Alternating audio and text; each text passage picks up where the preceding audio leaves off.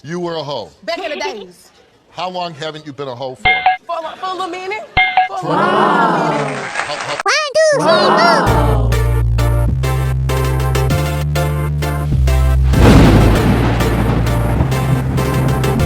Story time with Miss 1225 Christmas. Woo-hoo.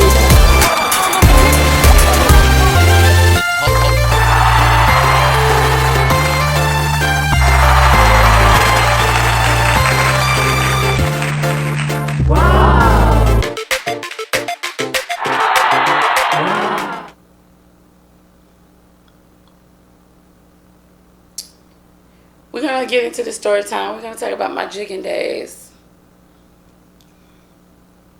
Let's hop right into it. I remember when I jumped off the porch. You know, I was doing my little thing back in the day or whatnot. And there was this woman. I'm going to call her Jugg. I'm going to call her Jugg because that's what she was, you know. And Jugg came to me as like a mother figure. Jugg was like a mother figure because, you know, I no longer had a mom. You know, I had lost my mother, So Jugg came as like some type of mother figure, like nice, protector, trying to make sure things were cool when I was like jigging or whatever you call it. Making plays, you know. She just seemed overly protective. She was doing a lot, you know. It was innocent. I didn't think anything of it, you know. Because she was like that of her own daughter as well. She had a daughter around my age. So Jugg was, you know, cool like that.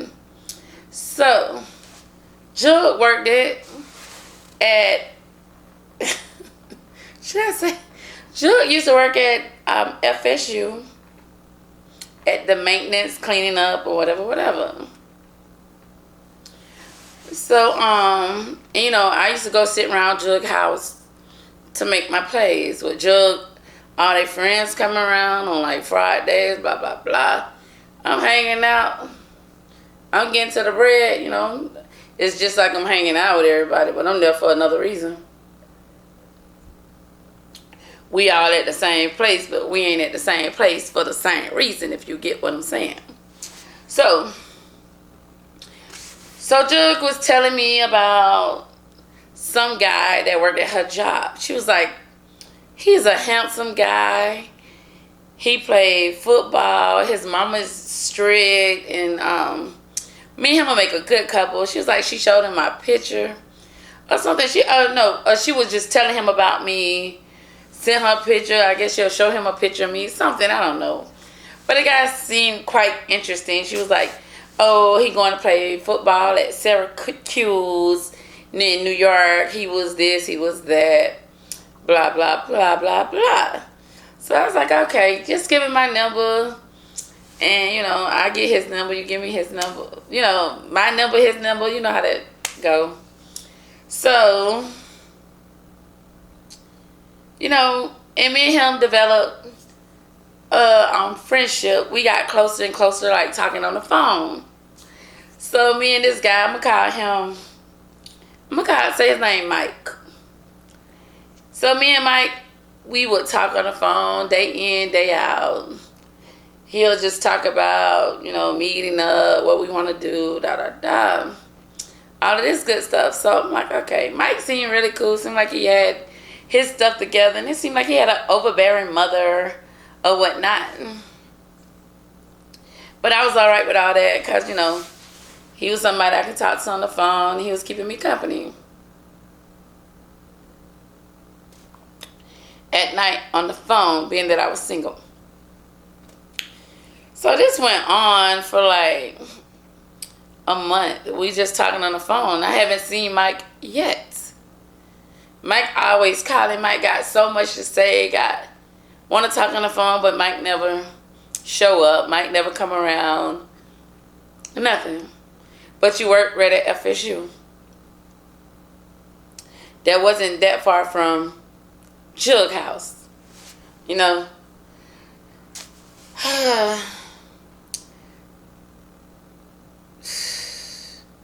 Where do I start? So, we're going to skip a lot and get into the just shits of everything. So me and Jugg relationship we was tight, you know, like it was more like mother and daughter relationship. When I'm walking to the store, she got weapons all over her house. Like if somebody break in, you know, it's like just overprotective, like bats here, sticks there. So when I walk to the store, or she's like, hey, I'm walking to the store, you want to walk to the store? So I walk to the store together, all this good stuff. So yeah, and like I said, all the plays were being made at her house. So, I mean, this lady was nothing more than like a mother figure. Like, it don't get no closer, no better than that. And this went on for a while. And me and Mike was getting closer and closer, like, all the time we're on the phone. And it's always coincidences that Mike just can't never meet up, never see Mike. And I talked to Jugg, and she was like, oh, Mike came by. He brought your plate. He just left. Why when Mike was at your house that you couldn't just call me and I get the plate of food from Mike? But you know, I go get the plate from Jugg that Mike supposedly cooked for me. It's very nice of him. That his mom was rushing him because his car wrecked. He didn't have a car, so the mom was taking Mike around, blah, blah, blah. So Mike didn't have a car at the moment. He was living with his mom, trying to get his stuff together, and he's a football player. Plus, he go work at FSU as the supervisor with Jugg. Jugg worked at FSU cleaning, and Mike was supposedly the supervisor, right? So, day in, day out, I never got a chance to like meet up with Mike. Mike was just always busy. Mike used to be on my phone at night talking about phone sex, this, that, and the third. And no, I was not really feeling that or comfortable with it. It's just really, sometimes I play it off while he feel like he playing with his stuff. I was just listening to them and like, this is a fucking fool or whatnot. Because I feel like if you want to see me, you'll meet me, you'll see me in real life and not all this foolishness over the phone. So sometimes me and Mike had disagreements. Sometimes, you know, it's just like relationships. We grew closer and closer. Time went by and everything. And Jugg always relay messages from what that Mike said. She'll describe him to me, tell me this and that, but yeah, whatever. So one particular night, I went to Jugg house and I'm just sitting there on the couch vibing. And I ain't hear from Mike, so I'm just calling Mike phone. Cause me and Mike I have grew attached to this guy, even though I haven't seen him. It's like, it was a vibe. We was like always talking. He told me his birthday, my birthday, this and that. So I'm just calling Mike. I ain't getting no answer. So I told Jugg, hey, you heard from Mike? She's like, no, I heard from him earlier, but I haven't heard from him. It's like, oh, okay, well, you know, I'm just calling Mike and I ain't getting no answer. I was like, okay, bet, cool. So I haven't heard from Mike that day. And then later that night, I hear from Mike. It's like, well, what's up with you? I haven't heard from you all day, you know, da-da-da. I was at Jugg house, you know, I haven't heard from you. And Mike was like, oh, I've been busy, blah, blah, blah, and this, that, you know how it goes. I'm like, okay, cool.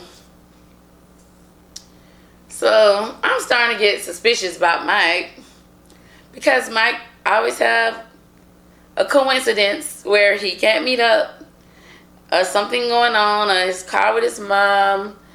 You don't have a car, you ride with your mom is in a rush, your mom is busy, all these things. So I'm like, okay, this is not really getting me anywhere with him because, you know, I was like really trying to make whatever work. It's almost like dealing with a long distance relationship because Mike is so busy. Mike is in school. Mike is on the football team. Mike is this. Mike is that.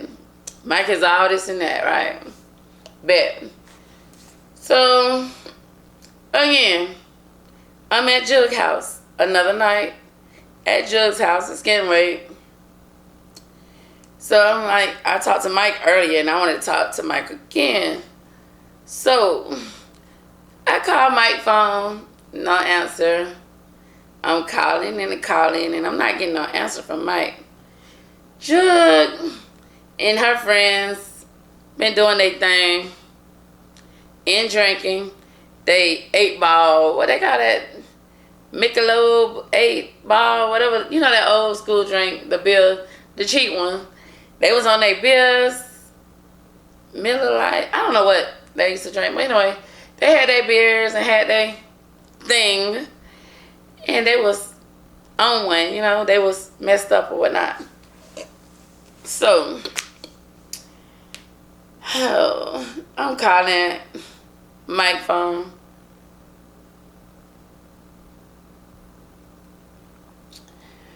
And I started to notice everybody, Jugg fell asleep.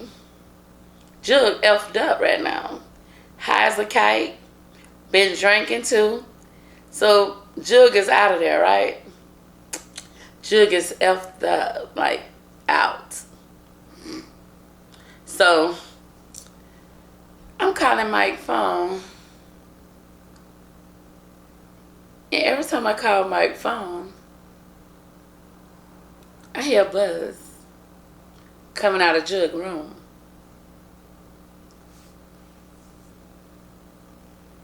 What's going on?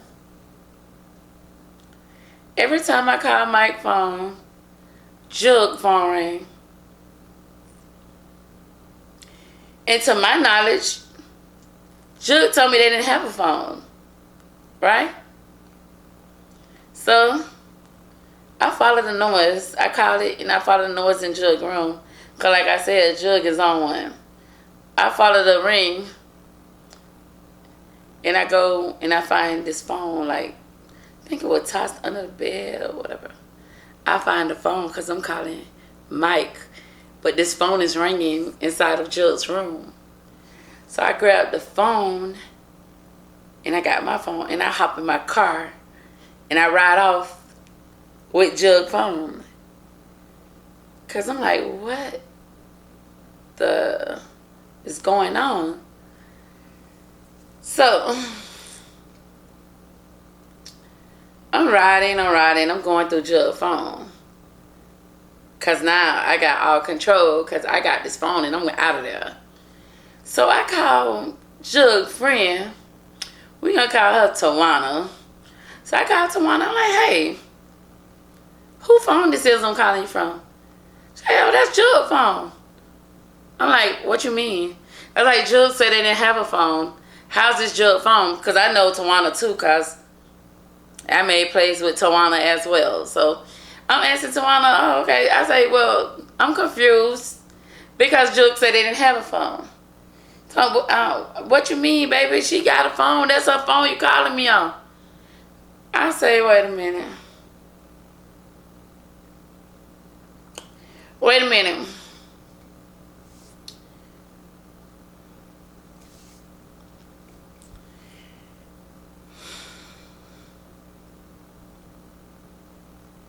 So, the phone I have that I found in Jugg's room is Jugg's phone, which is Mike's number. So the whole time, this woman coming at me as a mother figure actually was playing some kind of sick game like she is Mike and want to be with me. The whole time. The whole time. It was no Mike. It was a Jugg. Get me caught up in a web. Emotionally attached to her 2 different ways. Not in a sick emotional way, but in a way that I trusted you two different ways, two different personalities. I trusted you as Mike, and I trusted your Jugg tail as a mother figure, as a protector, as someone. But the whole time, Jugg was Mike and Mike was Jugg. And that's why I call this story a Jugg's Web. Because all along, the Jugg was a dyke. Should I say that word? Well, you know, not everybody's been politically correct, but the Jugg was LGTB, whatever. The Jugg was LGT back then, whatever. And was pretending to be Mike and pretending to not have a phone and using her phone to talk to me and to pretend to be Mike, her supervisor that worked with her. The whole time, Jugg was Mike and Mike was Jugg. And you want to know something? That story, that lady really messed me up. That really messed me up to the point that I completely, like, shut down. Like, I shut down.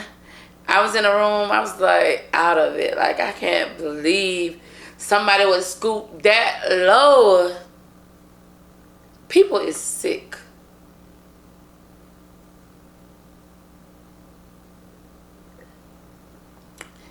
And Mike was Jugg and Jugg was Mike. And that concludes this story. How I got caught up in a Jugg's web. Hey, be careful who you trust, guys. You can't trust nobody. I learned at a young age, people play too much. And that's that on that.